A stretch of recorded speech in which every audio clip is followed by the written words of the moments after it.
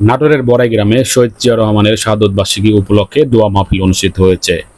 নাটোরের বড়াই গ্রামে শহীদ রাষ্ট্রপতি জিয়াউর রহমানের ৪৪তম শাহাদত বার্ষিকী উপলক্ষে শহীদ রাষ্ট্রপতি জিয়াউর রহমানের আত্মার মাগফিরাত কামনায় দোয়া মাহফিল অনুষ্ঠিত হয়।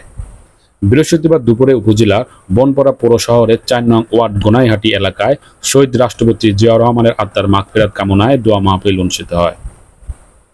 বড়াইগ্রাম উপজেলা বিএনপির সাবেক সাধারণ সম্পাদক সলামান আলী এর ব্যক্তিগত উদ্যোগে দোয়া মাহফিলে উপজেলার সহস্রাধিক নেতাকর্মী উপস্থিত ছিলেন।